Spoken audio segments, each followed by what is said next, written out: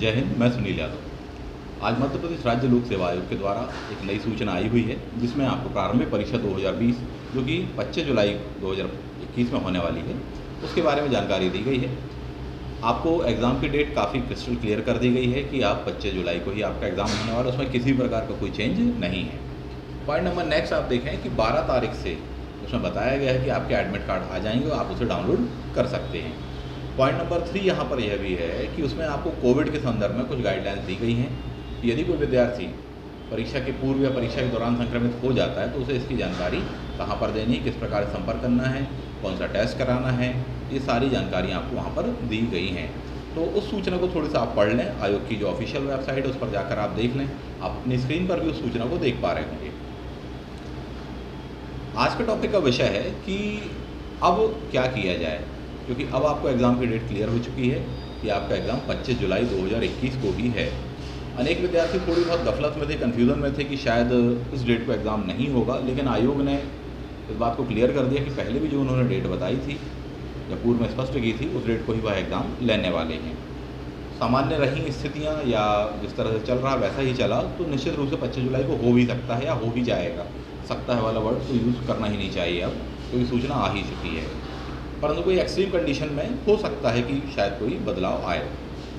अब मुख्य विषय वस्तु यह है कि इतने कम समय में तैयार कैसे क्या किया जाए। मैं यहाँ पर इस वीडियो में आपके सामने इसलिए उपस्थित हूँ कि मैं आपको बताने वाला हूँ कि अब इतने कम समय में आपको किस तरह से तैयारी करनी चाहिए, सिलेबस के किन किन सेक्शंस को किस वे में पढ़ना चाहिए, कौन कौन से टॉपिक महत्वपूर्ण हैं, किनको देखना चाहिए, किस प्रकार से क्वेश्चन आपको लगाने चाहिए। इस बारे में आपको कुछ बताने का प्रयास करूँगा, शायद वो आपके लिए हेल्पफुल हो। देखिए, सबसे पहली बात तो यह है कि बहुत कुछ हो गया, बहुत कुछ होने वाला है। फॉर एग्जांपल, अनेक विद्यार्थी कोविड काल में तैयारी बंद कर चुके थे, उन्हें काफ़ी नुकसान होने वाला है। जबकि वे विद्यार्थी जो कि लगातार मेहनत जारी रखे हुए थे और पढ़ाई कर रहे थे, उन्हें इस बात का फ़ायदा मिलेगा और एडवांटेज मिलने वाला है, क्योंकि वैसे भी मेहनत कभी भी जाया जाती नहीं है। आपने यदि उस समय मेहनत की हुई है तो निश्चित रूप से आप उसके लाभ के पात्र बनेंगे। अब बात करते हैं हम कि इतने कम समय में क्या किया जाए, किस तरह से चीज़ों को तैयार किया जाए और उसमें मैं आपकी क्या सहायता कर सकता हूँ। देखिए, 10 यूनिट आपको दी गई हैं। यदि आप बिगनर हैं और पूरी 10 यूनिट आप सोच रहे हैं कि पहली बार आप पढ़ने वाले हैं तो बिल्कुल संभव नहीं है ना। या फिर कोई बहुत ही ऐसा स्पेशल विद्यार्थी होना चाहिए जो कि असंभव को संभव कर दिखाए, तो बात उसके लिए अलग है। एक सामान्य परिवेश में बात कर रहा हूँ। जो विद्यार्थी लगातार तैयारी कर रहे थे या जिन्होंने पहले तैयारी की, बीच में भले ही बंद कर दिया हो कोविड काल के दौरान में, ठीक है, कोई दिक्कत नहीं है। अब आप इस रणनीति को फॉलो करिए जो मैं आपको बताने वाला हूँ। रणनीति के 4 बिंदु होने वाले हैं यहाँ पर, आप देखें। सबसे पहला होने वाला आपका सिलेबस, दूसरा पॉइंट आपका होने वाला है आपका मेंटर, तीसरा होने वाला है प्रीवियस ईयर क्वेश्चन पेपर तथा चौथा होने वाले हैं आप स्वयं। इन 4 बिंदुओं को आप याद रखिएगा। इन 4 बिंदुओं में जिसने भी सामंजस्य बैठा लिया वो मान के चलिए कि प्रारंभिक परीक्षा क्रॉस कर जाएगा और इस बार मेंस देने वाला है। मैंने 4 बातें कहीं, दोबारा बोल देता हूँ। सबसे पहला सिलेबस। सिलेबस अब आपके हाथ में होना चाहिए, आपको बिल्कुल अकॉर्डिंग टू सिलेबस ही पढ़ना है। कई बार विद्यार्थी कंफ्यूज हो जाते हैं, सिलेबस देख लेते हैं 1 बार 2 बार, परंतु पढ़ने बैठते हैं तो जो बुक में आपको इंडेक्सिंग दिया हुआ आप उसके अकॉर्डिंग पढ़ने लग जाते हैं। बुक में पेज नंबर 1 से पढ़ना चालू किया तो पेज नंबर 15 तक चले गए। भले बीच के कई ऐसे पेजेस होंगे जिसमें कि आपके सिलेबस को टॉपिक ही समाहित नहीं है, आप क्यों पढ़ रहे हैं उन्हें। और ख़ासकर इस क्रूशियल टाइम में जब आपके सामने बहुत कम समय है और बहुत सारा सिलेबस है, तब आप कोई गलती नहीं करनी चाहिए। तो सबसे पहला पॉइंट सिलेबस। जो सिलेबस में दिया आपको सिर्फ उन्हीं टॉपिक्स को पढ़ना चाहिए, उनके अलावा बाकी चीज़ें अब आपको प्रिपेयर नहीं करनी चाहिए, भले वो कितनी ही महत्वपूर्ण आपको लग रही हों। हाँ, कोई ऐसी एक्सट्रीम कंडीशन है जो आपको लगे कि हाँ पीसीएस वगैरह में गत वर्ष में पूछे गए क्वेश्चन से संबंधित है, तो निश्चित रूप से आप उसे चाहें तो पढ़ सकते हैं, देख सकते हैं, रिवाइज कर सकते हैं। पॉइंट नंबर 2 मैंने कहा आपसे मेंटर। जो भी आपके शिक्षक हैं, गुरुजी हैं, मार्गदर्शक हैं, मेंटर हैं, टीचर हैं, जहाँ भी आपने अध्ययन किया उनके संपर्क में अब आप बने रहें। उनकी काफ़ी आपको सहायता बनने वाली है। उनसे समझें, उनसे पूछें, क्योंकि वो आपकी कमियाँ और खूबियाँ दोनों ही जानते हैं। वो आपको बता सकते हैं कि किन सेक्शंस को आपको ज़्यादा अच्छे से प्रिपेयर करना चाहिए और किन सेक्शन पर कम आपको ध्यान देना चाहिए। तो आपको अपने मेंटर के संरक्षण में होना चाहिए, ऐसा मेरा सजेशन है। तीसरा पॉइंट होता है प्रीवियस ईयर के क्वेश्चन पेपर। प्रीवियस ईयर के क्वेश्चन पेपर आप लगा लीजिए। प्रीवियस ईयर में जो भी क्वेश्चन आए हुए हैं उन्हें उठाकर एक बार आप देख लीजिए। बहुत ज़्यादा नहीं तो पिछले 4-5 साल के पेपर्स आप उठाकर देख सकते हैं कि पैटर्न और सिनेरियो क्या कैसा चेंज हुआ है। वर्ष 2019 का जो पेपर था उसका संपूर्ण एनालिसिस पर मैंने वीडियो बनाया हुआ है, आप चाहें तो उसे देख सकते हो, उससे आपको बहुत हेल्प मिलने वाली है। उसमें 100 के 100 क्वेश्चन बताए गए हैं, 4 पार्ट में बताया गया है। उसमें समझाया गया है कि किस तरह से कौन कौन सा क्वेश्चन जो है वो कहाँ से पूछा गया है, क्यों वो महत्वपूर्ण था, क्यों वो पूछा गया है, तथा आगे भी भविष्य में किस प्रकार के क्वेश्चन पूछे जाने की संभावना है, इन बातों को भी मैंने वहाँ पर स्पष्ट किया है। अगला पॉइंट आ जाते हैं आप पे कि अब आप यानी यू का मतलब यह है कि आप एक बहुत ही मेहनती व्यक्तित्व के हैं। जो भी आपकी योग्यताएं हैं, क्षमताएं हैं, अब वो आपको दिखानी पड़ेंगी।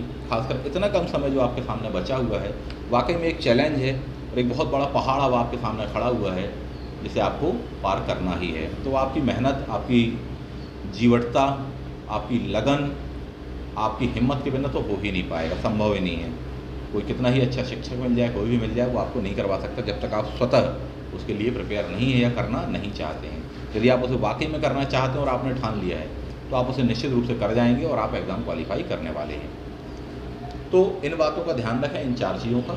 नेक्स्ट पॉइंट आ जाते हैं कि इनमें आपको क्या क्या पढ़ना चाहिए, किस तरह से अब आपको तैयारी करनी चाहिए।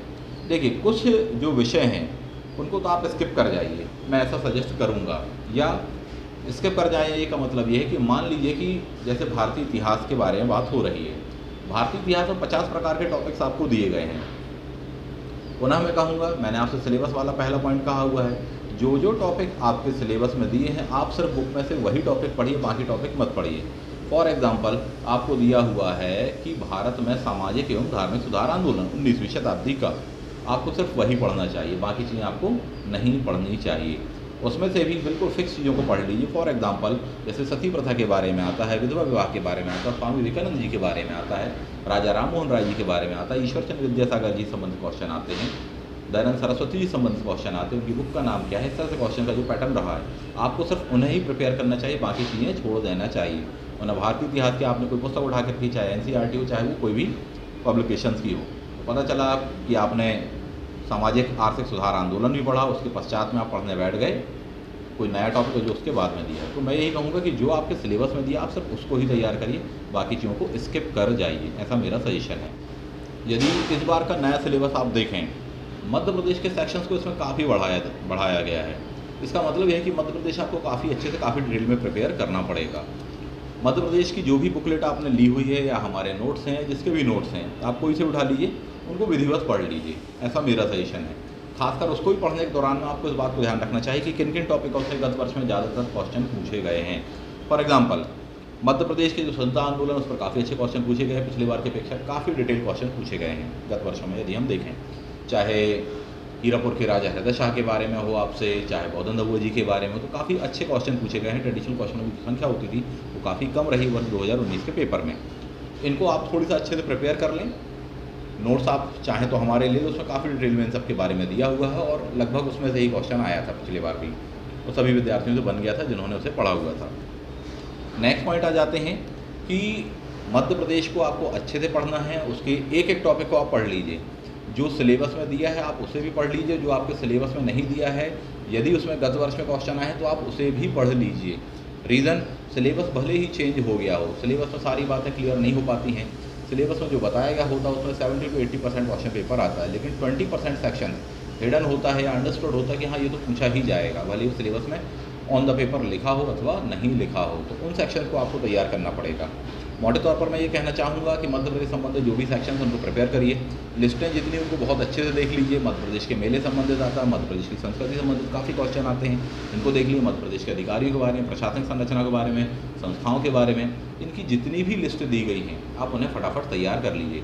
मध्य प्रदेश में हर टॉपिक में से एक क्वेश्चन आता ही आता है हर बार, यदि आप ऑब्जर्व करें तो इन सेक्शंस को आपको ज़रूर देखना चाहिए। फॉर एग्जांपल, आपने जो भी बुकलेट ली हुई है, मैं आपको सजेस्ट करूंगा कि आप कोई पतली सी बुकलेट लीजिए मध्य प्रदेश की, जैसे कि महावीर पब्लिकेशन में आप देख सकते हैं, काफ़ी अच्छी बुकलेट आती है उनकी 100 रुपये की। पुणेकर पब्लिकेशन में देख सकते हैं, या और भी जो आपको अच्छा लगे आप उसे देख लीजिए।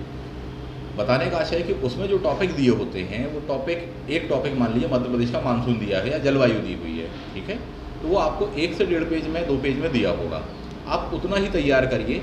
बहुत जो मोटी मोटी आपने पुस्तकें रखी हुई हैं, अब वो आप उसको तैयार नहीं कर पाएंगे या रिवाइज कर पाना बड़ा ही चुनौतीपूर्ण होगा।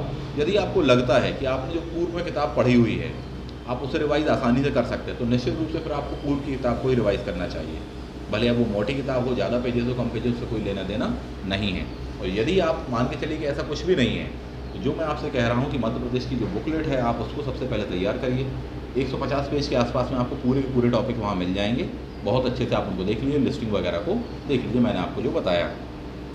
मध्य प्रदेश का टॉपिक आपके तैयार होने ही चाहिए।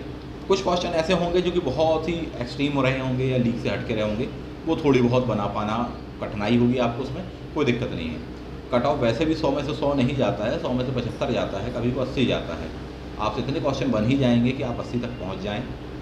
20 क्वेश्चन नहीं भी बनते, 15 क्वेश्चन नहीं बनते, कोई दिक्कत नहीं, आपका सिलेक्शन होगा। मेंस के लिए आपको पर्याप्त समय मिलेगा, अवसर मिलेगा। तो इस धारणा को लेकर आप थोड़ी सा चलने का प्रयास कीजिए। नेक्स्ट वन, इसी तरह से आप सिलेबस के जो भी सेक्शन दिए, चाहे ज्योग्राफी के हों, चाहे हिस्ट्री के हों, चाहे कॉन्स्टिट्यूशन के हों, उन्हें ही पढ़िए। फॉर एग्जांपल कॉन्स्टिट्यूशन में अगर आपको 1919 का अधिनियम दिया, 1935 का अधिनियम दिया है, तो आपको इन्हें ही तैयार करना चाहिए। ये मत करिएगा कि आप पूरे अधिनियम लेकर बैठ गए बड़े ही डिटेल में। हाँ, थोड़ी बहुत आप स्मार्टनेस से यदि वर्क कर सकते हैं इतना कर लीजिए कि 2-3 जो एक्ट हैं उन पर काफ़ी क्वेश्चन पूछे गए हैं, उनको एक बार देख लें। फॉर एग्जांपल 1773 का जो रेगुलेटिंग एक्ट होता है उसमें क्वेश्चन आता ही है। भारत में सुप्रीम कोर्ट की स्थापना पर क्वेश्चन 10 वर्ष में लगातार आया, आप उसको देख सकते हैं। पहले न्यायाधीश कौन थे, एलिजा एम्पे जी थे, आप उन्हें देख सकते हैं। 1833 का अधिनियम कहलाता, उसको देख सकते हैं आप। बेल्टिक जी के समय में जब आया था उसमें पूछा जाता है स्पेशली कौन सी धारा थी। पूर्व में आप यदि देखें तो अधिनियम संबंधित आपसे अन्य क्वेश्चन पूछे हैं कि दास प्रथा का भारत में अंत कब किया, 1843। इनको वन लाइन पर आप देख लीजिए। 1909 का अधिनियम आपके सिलेबस में नहीं दिया हुआ है, लेकिन उसमें बार बार पूछा जाता है पृथक निर्वाचन व्यवस्था कब अपनाई गई, मुस्लिम लीग की स्थापना वगैरह कब, कैसे क्या है। तो इनको बस सेक्शन को आप बिल्कुल शॉर्ट में रिवाइज कर लीजिए, महत्वपूर्ण पॉइंट देख लीजिए, सब कुछ पढ़ने का प्रयास मत करिए, मैं आपसे यह कह रहा हूँ। इससे क्या होगा कि आपका सारे टॉपिक्स का रिवीजन हो जाएगा।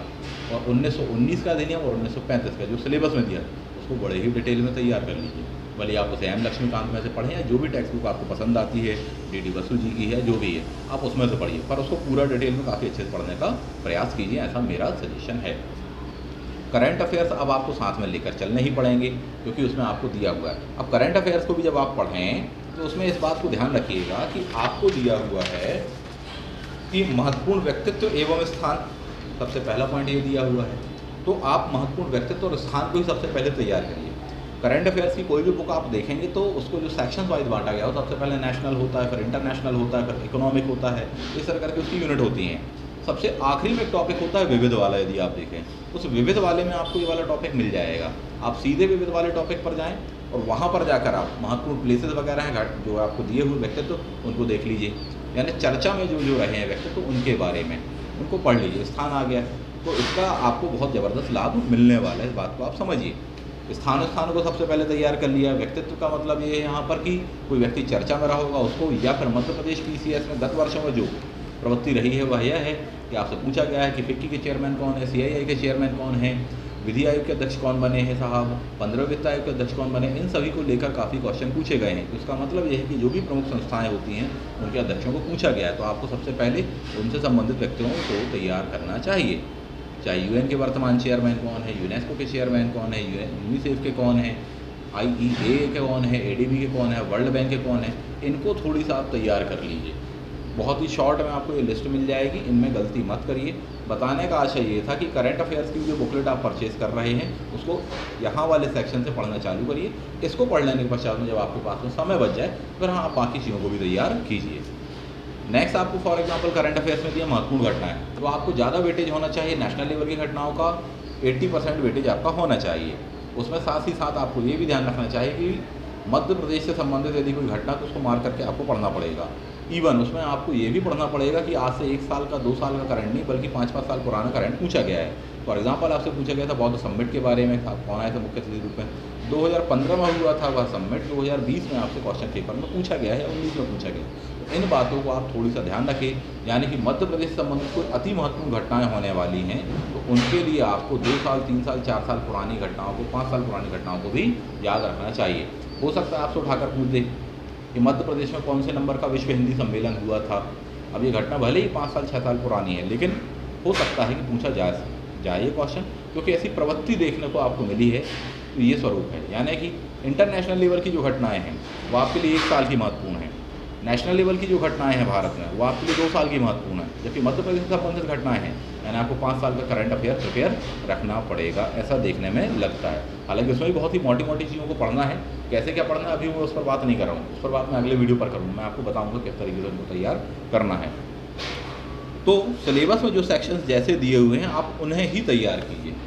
ठीक, आगे दिया हुआ है आपको वहाँ पर कि मध्य प्रदेश से संबंधित खेल संस्थाएं, खेल प्रतियोगिताएं, पुरस्कार, यानी कि ये सेक्शन आपको अलग से तैयार करना पड़ेगा। एमपी और एमपी स्पोर्ट्स ये दोनों अलग अलग चीज़ें हैं।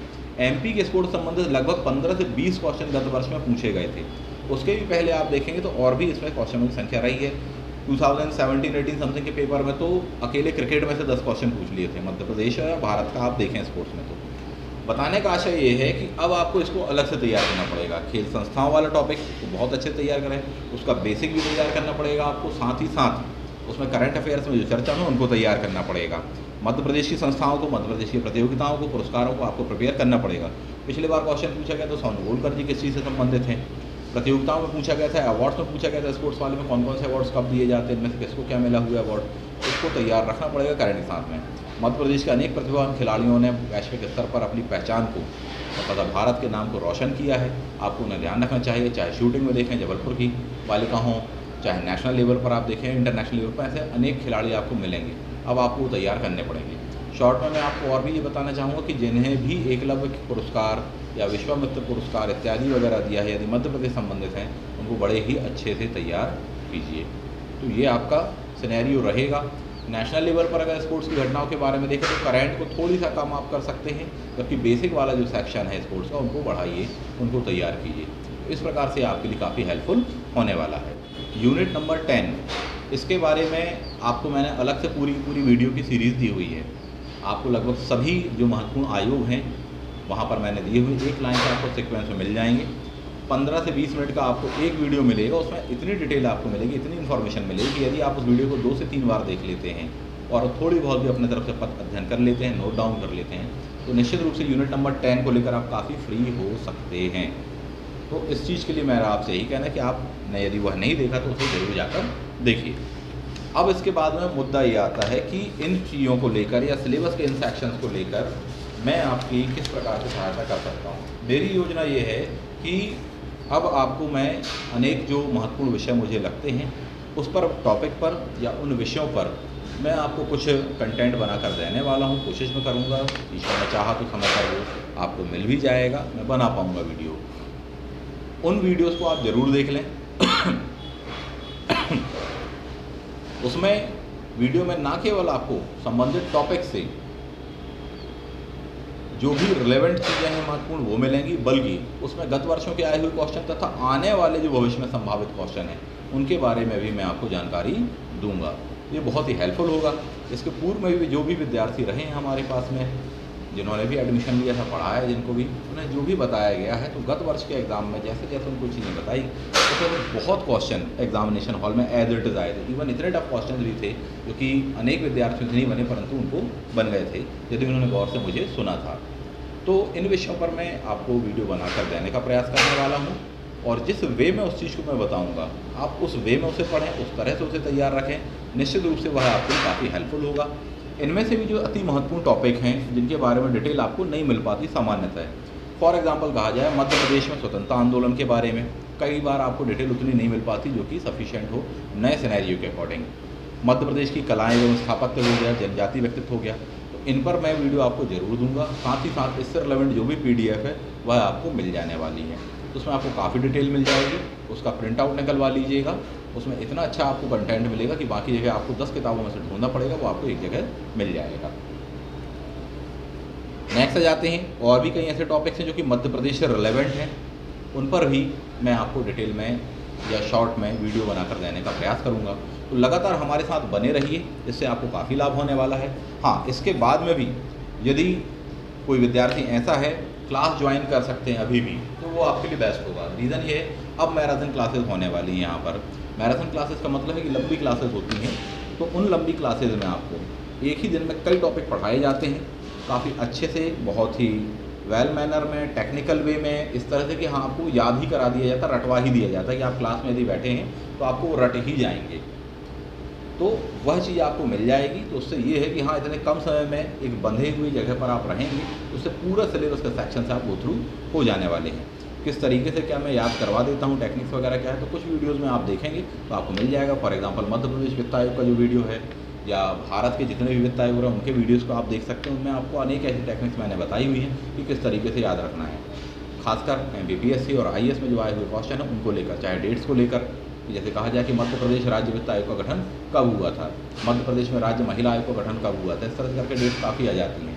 किस तरीके से आपको डेट्स वगैरह को याद रखना है, फैक्ट्स को याद रखना है, वो सारी टेक्निक्स मैंने आपको बताई हुई हैं। इवन लंबी लंबी जो लिस्टें हैं, फॉर एग्जांपल भारत के जो वित्त आयोग रहे हैं, पूरे के पूरे जो वित्त आयोग हैं वो आप कैसे इतने कम समय में शॉर्ट में याद रख सकते हैं, तो वो भी मैंने आपको बताया हुआ है कि क्या क्या कोडिंग करके रखना है। जैसे आपको कहा था नियोगी संस्थानम चंदा राजमन्ना, त्यागी रेड्डी, शैलर चौहान, सापे खुसरो, केर सिंह, इतने में आपको पूरे भारत के जितने भी वित्त आयोग हैं पूरे एक लाइन से असेंडिंग ऑर्डर में मिल जाएंगे। और इस पर ही क्वेश्चन आने लगा है कि असेंडिंग ऑर्डर में बताइए कि जमा कर कि कौन पहले आया कौन बाद में। साथ ही ऐसे भी क्वेश्चन आने लगे 3 में से कौन, या 4 ऑप्शन में से कौन व्यक्ति नहीं रहे हैं वित्त आयोग के अध्यक्ष, तो 3 का आपको मालूम होना चाहिए। तो थोड़ा टिपिकल या टफ क्वेश्चन कहलाता है, तो उस वे में भी मैं आपको बताने का प्रयास करूँगा, और मैंने बताया आप वीडियोज़ में देख सकते हैं। तो इस प्रकार से जो भी हो सकेगा मैं करूँगा। यदि आप क्लास ज्वाइन कर सकते हो वो आपके लिए बेस्ट है, उससे बेहतर कुछ भी नहीं हो सकता। और आप ना केवल यहाँ, जहाँ भी आप क्लास ज्वाइन कर सकते हैं, यदि आपको ऐसा लगता है आप बिल्कुल वहाँ कर लीजिए, पता कर लीजिए जो भी अच्छी एकेडमी हो, यदि वहाँ पर अच्छा पढ़ाया जाता है और आपको इतने कम समय में काफ़ी अच्छे से हेल्प करने वाले, निश्चित रूप से आप वहाँ पर ज्वाइन कीजिए। हमारे पास में ऑनलाइन तथा ऑफलाइन दोनों ही बैचेस उपलब्ध हैं, आपको जैसे भी सुविधा हो आप वैसा कर सकते हैं। तो चलिए मिलते हैं अगले वीडियो पर। बहुत अच्छे से इन सेक्शंस को तैयार करिए, जो पॉइंट्स मैंने आपको बताए हैं उस वे में तैयार करने का उन्हें प्रयास कीजिए। और जो 4 पॉइंट का है दोबारा रिवाइज कर देता हूँ। अगर इन 4 चीज़ों को लेकर आप चले तो आप सेलेक्ट होंगे। पहला सिलेबस, दूसरा योर मेंटर, तीसरा प्रीवियस ईयर क्वेश्चन पेपर, और चौथा आप। इन चारों में सही सामंजस्य बिठाकर आपने मेहनत कर ली तो निश्चित रूप से आप इस बार मेंस देने वाले हैं, इंटरव्यू देने वाले हैं और एक अच्छी पोस्ट उठाने वाले हैं। आप सभी को मेरी ढेर सारी शुभकामनाएं। अब बिल्कुल समय आ गया है, आप लग कर तैयारी कीजिए और सिलेक्शन उठाइए। मिलते हैं अगले वीडियो में। Thank you. जय हिंद।